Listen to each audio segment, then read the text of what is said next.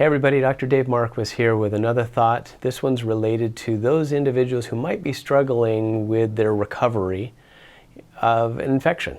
And the infection that we've seen a lot of lately happens to be in that category of long haulers related to the recovery from having had COVID, or even those individuals that received a shot for it and then got it afterwards. What we're seeing both camps there experience really weird symptoms and a lot of inflammation. And one of the things that we do is to evaluate an individual's circulatory system and their inflammatory markers. And in the process of evaluating somebody's blood, you can actually start to see how inflamed they are because they have certain things in the bloodstream that shouldn't necessarily be there, and certainly not at the levels that we're seeing them.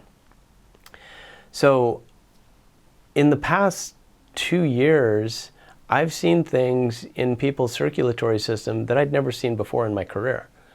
And so what we're looking at right now is different.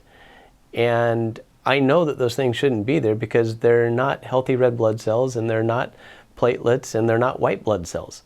So the stuff that's showing up seems to be having a negative impact, at least correlating it with an individual's symptoms. And the symptoms that we're seeing are quite broad, whether it be brain fog or menstrual disorders or inflammatory joint disorders or hepatitis or vascular or cardiovascular issues. You know, the volume of these things that we're seeing now is kind of overwhelming. So what we're looking for is ways that we can help these people.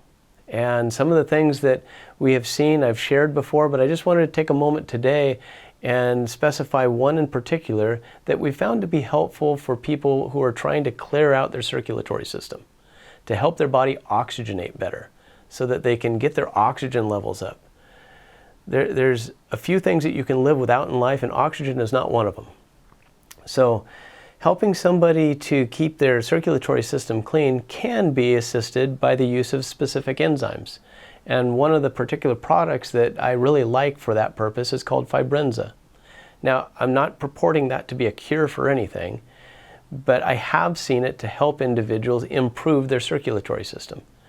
And I've seen it both in their blood chemistry and in what they're able to accomplish. And I've actually had a couple of patients that just kind of blew my mind with what they were able to do in terms of improving their cardiovascular output, getting a before and after ultra-fast CT scan and seeing much of the plaquing actually change in a favorable direction, and patients with peripheral disease improve. So I personally and professionally know that working with enzymes can be a useful tool to help people's circulation improve. And I'd encourage you to look at that if that's something that you're struggling with yourself. Realize that it's not necessarily a standalone. Many times there are other things that can augment that, like I've talked about N-acetylcysteine and glutathione and different forms of fiber. Those definitely help a lot because they help to bind and remove things while the enzymes break them down. Certainly exercise is going to be high on the list. Adequate sleep, adequate hydration, keeping your diet clean of things that would further perpetuate inflammation. So all of those things kind of need to be in play, but this can be a useful tool using appropriate enzymes to help to be the catalyst, if you will, to reduce the things in the circulatory system that you just don't want there. I hope that's helpful information for you. I really just want to be of service and help people get ideas of things that they can do to be proactive to help themselves if they're just struggling to recover. Be well and have a great day.